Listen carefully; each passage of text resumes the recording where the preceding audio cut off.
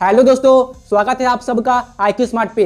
आप बहुत ही लकी हो कि आपने इस वीडियो पे क्लिक किया है, क्योंकि इस वीडियो पे क्लिक करके आपने पैसे कमाने का मौका पाया है। क्या आपको पता है कि मुझे एक ऐसा स्टॉक मिला है जिसकी सेल प्राइस मात्र अभी 28 रुपये पे चल रही है, ठीक है ना। तो उसका ये मतलब हुआ कि अगर आप इस कंपनी के स्टॉक में 10,000 रुपये इन्वेस्ट कर देते हो तो आपको इस कंपनी के 357 यानी कि 357 शेयर्स मिल जाएंगे। और जब इस कंपनी का शेयर प्राइस 28 रुपये से 1,000 रुपये हो जाएगा तो जो आपकी इन्वेस्टमेंट वैल्यू है वो कितनी हो जाएगी? वो हो जाएगी कितनी 3,57,000। तो 10,000 रुपये निवेश करके आपको इतने रुपए का फायदा हो रहा है, तो ये काफ़ी अट्रैक्टिव बात है, यानी कि आपके लिए पैसे कमाने का अवसर है। तो अगर आप इस अवसर को गंवाना नहीं चाहते हो तो इस वीडियो को बिना स्किप किए पूरा अंत तक जरूर से ही देखो। तो इस शुभ कार्य में देरी किस बात की, आइए शुरू करते हैं।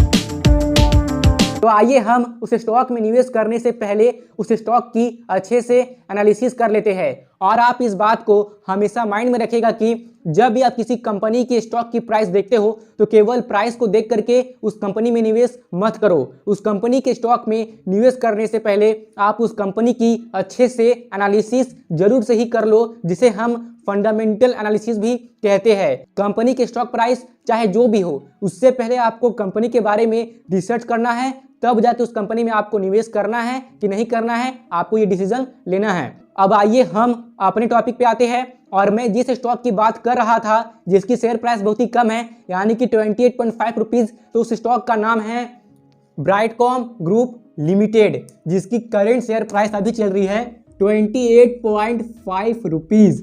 काफ़ी अफोर्डेबल शेयर प्राइस चल रही है ना। मतलब देख के लग रहा है कि अगर इसमें 1,000 रुपये या 10,000 रुपये भी निवेश कर दो तो काफ़ी अच्छे खासे इस कंपनी के शेयर्स हमें मिल जाएंगे, है ना। इसको देख कैसे लग रहा है?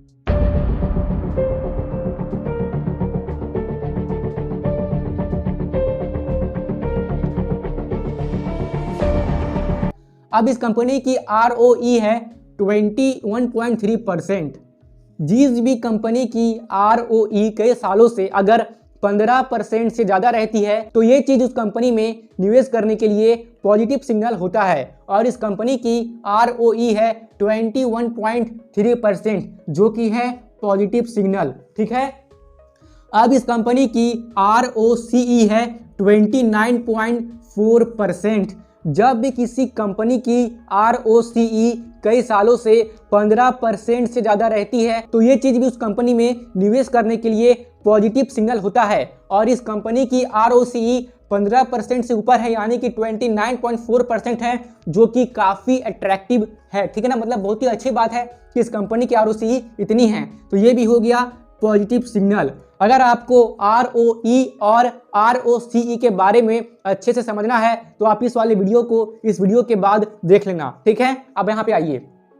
अब इस कंपनी के ऊपर जो डेट यानी कि कर्जा है वो मुझे दिखा 0 करोड़, यानी कि ये कंपनी कर्ज मुक्त है, ऐसा हम कह सकते हैं। कह सकते हैं क्या है, अगर कर्जा 0 है तो कर्ज मुक्ति ना हुआ, तो इस कंपनी के ऊपर कोई डेट नहीं है, ऐसा मुझे दिखा जब मैं इस कंपनी की फंडामेंटल्स देख रहा था तब, ठीक है। और इस कंपनी की जो डेट टू इक्विटी रेशियो है वो पता है कितनी है? वो है 0। अगर किसी कंपनी की डेट टू इक्विटी रेशियो 1 से कम होती है ना तो ये चीज़ उस कंपनी में निवेश करने के लिए पॉजिटिव सिग्नल होता है। और इस कंपनी की डेट टू इक्विटी रेशियो 1 क्या 0 ही है, जो कि काफ़ी अच्छी बात है, ठीक है ना। तो ये डेट वाला भी हुआ पॉजिटिव सिग्नल और ये डेट टू इक्विटी वाला भी हुआ पॉजिटिव सिग्नल, यानी कि अब तक हमें जो कुछ भी मिल रहा है ब्राइटकॉम ग्रुप लिमिटेड के बारे में अभी तक पॉजिटिव चीजें ही मिल रहा है, ठीक है। अब इस कंपनी की जो टोटल एसेट्स है वो भी काफी अट्रैक्टिव है। वो कितनी है? 5939 करोड़, यानी कि लगभग मान लो 6,000 करोड़, ठीक है ना। तो इस कंपनी की इतनी एसेट्स है, जो कि काफी अच्छी बात है, यानी कि ये भी हुआ पॉजिटिव सिग्नल। और मैं यहाँ पे पॉजिटिव सिग्नल इसलिए लिख रहा हूँ क्योंकि इस कंपनी में जो लायबिलिटी है ना इसके एसेट्स के मुकाबले बहुत ही कम है। इस कंपनी की जो टोटल लायबिलिटीज है वो है मात्र 644.71 करोड़, यानी कि आप देखिए इस कंपनी की टोटल एसेट से इस कंपनी की टोटल लायबिलिटीज काफ़ी कम है, इसलिए मैंने यहाँ पे लिखा है पॉजिटिव सिग्नल। तो ये दोनों चीज़ को लेकर मैं यहाँ पे क्या करता हूँ, पॉजिटिव सिग्नल मान लेता हूँ, ठीक है ना। तो ये जो मैंने माना है ना पॉजिटिव सिग्नल, मैंने ये दोनों को पकड़ के माना है, आप इस बात को ध्यान में रखिएगा, ठीक है। अब इस कंपनी की जो प्रॉफिट ग्रोथ मुझे दिखी काफ़ी, मतलब मैं हैरान हो गया देख के, 100% वेरी वेरी पॉजिटिव सिग्नल। तो यहाँ पे भी मैं दूंगा यहाँ पे पॉजिटिव सिग्नल, ठीक है। अब तक हमें केवल पॉजिटिव सिग्नल ही मिल रहा है इस कंपनी को लेकर के, पॉजिटिव सिग्नल, ठीक है। अब इस कंपनी की जो प्लेज्ड परसेंटेज है, यानी कि इस कंपनी के प्रोमोटर्स ने अपने शेयर को गिरवी रखा हुआ है, गिरवी रख के इस कंपनी के प्रोमोटर्स ने लोन उठाया है, ठीक है ना। और इस कंपनी के कितने शेयर्स प्लेज्ड है प्रोमोटर्स के द्वारा, 4.63%। तो ये चीज मुझे नेगेटिव लग रहा है, ठीक है ना। जनरली मेरे केस में क्या होता है कि जिस भी कंपनी की जो प्लेज्ड परसेंटेज है, अगर वो 2% से ज़्यादा होती है ना, तो ये मेरे लिए नेगेटिव सिग्नल हो जाता है उस कंपनी में निवेश करने के लिए। तो अब जाके मुझे इस कंपनी में नेगेटिव सिग्नल ये मिला कि इस कंपनी की प्लेज्ड परसेंटेज है 4.63%, यानी कि इस कंपनी के प्रमोटर्स ने इतने परसेंट ऑफ शेयर्स गिरवी रख के लोन उठाया है। तो अब जाके मुझे मिला इस कंपनी में एक नेगेटिव सिग्नल। क्यों मिला? क्योंकि 2% से ज़्यादा शेयर गिरवी रखी हुई है, यानी कि प्लेज्ड है, ठीक है ना। अब इस कंपनी की जो नेट प्रॉफिट है एनुअली, वो कितनी है, 912 करोड़। ये बहुत ही मतलब हाईली पॉजिटिव सिग्नल मान सकते हैं। 912 करोड़ बहुत ही बड़ा अमाउंट होता है, इसके लिए बड़ा अमाउंट, तो पॉजिटिव सिग्नल है, ठीक है ना। अच्छा खासा प्रॉफिट हुआ है इस कंपनी को, ये कंपनी प्रॉफिटेबल लग रही है ना। अब इस कंपनी की जो एवरेज ROE है 3 सालों की, वो है 17.9%, यानी कि ये भी है पॉजिटिव सिग्नल, क्योंकि ये 15% से ऊपर है, ठीक है ना। अब इस कंपनी की जो PE रेशियो है वो है 4.82, और इस कंपनी की जो इंडस्ट्री PE है वो कितनी है, 32.9, यानी कि इस कंपनी की PE रेशियो इंडस्ट्री PE से कम है, ठीक है ना। तो हम कह सकते हैं कि इस कंपनी का जो स्टॉक प्राइस है अभी मतलब अंडर वैल्यूड है, ऐसा हम कह सकते हैं क्या? अगर किसी कंपनी का PE रेशियो बहुत ज़्यादा कम है तो उसका मतलब ये नहीं कि वो कंपनी अंडर वैल्यूड है। ऐसा भी हो सकता है कि उस कंपनी का PE रेशियो कम इसलिए है क्योंकि इन्वेस्टर्स उस कंपनी में निवेश नहीं कर रहे हैं। और वो निवेश क्यों नहीं कर रहे हैं, ऐसा भी हो सकता है कि वो जो कंपनी है अपना बिजनेस सही से नहीं कर पा रही है, उस कंपनी को उतना प्रॉफिट नहीं हो रहा है। हो सकता है कि वो कंपनी लॉस मेकिंग हो या लॉस में जा रही हो, तो इस कारण से इन्वेस्टर उस कंपनी में निवेश नहीं कर रहे हैं, जिसकी वजह से उस कंपनी की PE काफ़ी कम हो गई है। तो ये जरूरी नहीं होता हमेशा कि अगर किसी कंपनी की PE रेशियो कम है तो उसका मतलब ये है कि वो कंपनी की जो स्टॉक प्राइस अभी चल रही है वो अंडर वैल्यूड है। तो केवल PE रेशियो को देखकर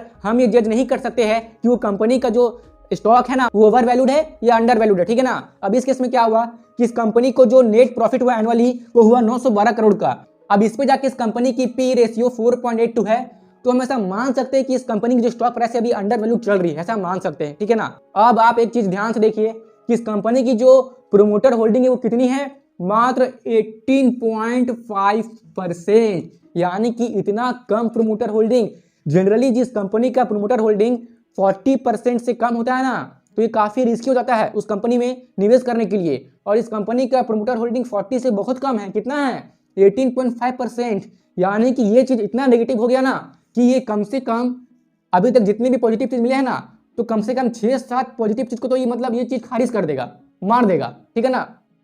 मेरा कहने का मतलब ये है कि अभी तक हमें कितने पॉजिटिव सिग्नल मिल गए हैं, 1 2 3 4 5 6 7 8, ठीक है ना। और ये भी मान लीजिए पॉजिटिव सिग्नल है 9।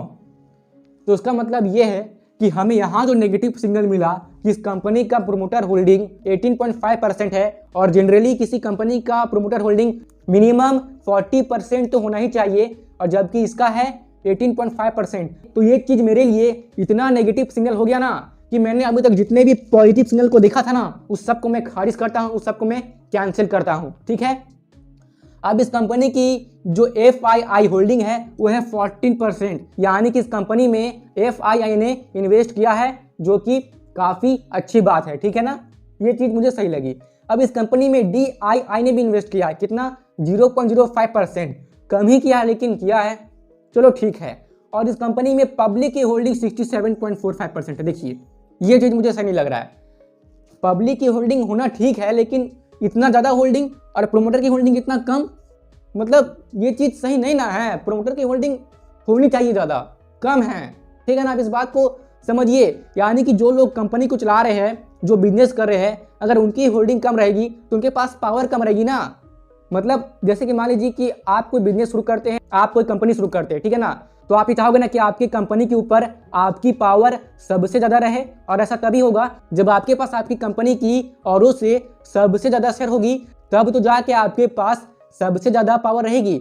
लेकिन जब आपकी होल्डिंग बहुत ही कम होगी, यानी कि पब्लिक से भी आपकी होल्डिंग काफ़ी कम होगी, तो आप समझिए ना आपके पास मतलब क्या ही पावर है। इस बात को समझिए कि प्रोमोटर के पास पावर होनी चाहिए, उनके पास अपने बिजनेस में अच्छी खासी होल्डिंग होनी चाहिए, मिनिमम 40% तो होल्डिंग होनी चाहिए। इस बात को आप माइंड में रखिए, ठीक है। अब इस कंपनी की जो ईपीएस है वो काफ़ी अच्छी है, कितनी है? 6.21, ठीक है ना, अच्छी है, ठीक है ना, अर्निंग पर शेयर।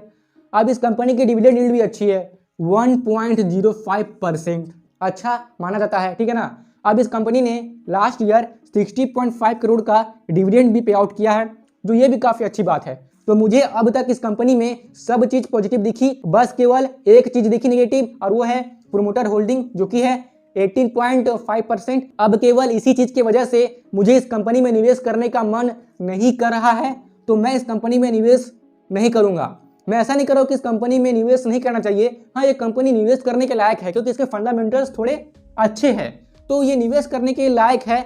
लेकिन मैं आपको ये नहीं कर रहा हूं कि आप इसमें निवेश कर दो। ध्यान रहे कि मैं ये कंपनी का स्टॉक का जो फंडामेंटल एनालिसिस कर रहा हूं, तो मैं आपको ये नहीं बोल रहा हूं कि मैं आपको ये स्टॉक रिकमेंड कर रहा हूं आप इसमें इन्वेस्ट कर दो, नहीं नहीं नहीं, मैं ऐसा नहीं बोल रहा हूं।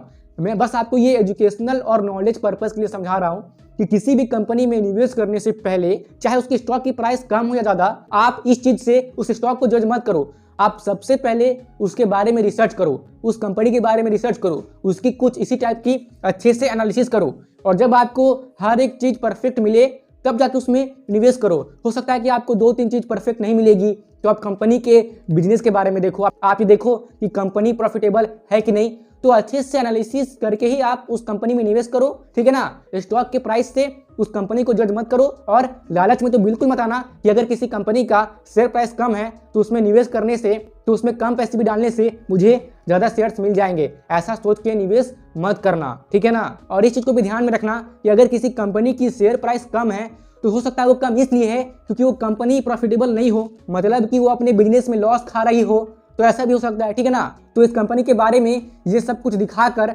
मेरा आपको यही बताने का मतलब था कि किसी भी कंपनी में निवेश करने से पहले आप एनालिसिस करो, आवेश में आकर ज़्यादा एक्साइटेड होकर निवेश मत करो, वो भी केवल स्टॉक प्राइस को देख के। आई होप कि आपको मेरी बात अब अच्छे से समझ में आ गई होगी, और आपको अगर कुछ डाउट है तो आप मुझे कमेंट बॉक्स में पूछ सकते हो। और आपको ये वीडियो कैसी लगी, अपना ओपिनियन आप मुझे जरूर से ही कमेंट करके बताओ। और अगर आप IQ स्मार्ट के साथ कनेक्टेड रहना चाहते हो ना, तो आप IQ स्मार्ट की फेसबुक पेज और इंस्टाग्राम पेज को फॉलो कर लीजिए, जिसकी लिंक आपको डिस्क्रिप्शन बॉक्स में मिल जाएगी। और यहाँ तक रुकने के लिए और अपना कीमती समय देने के लिए आपका सच्चे मन से बहुत बहुत धन्यवाद।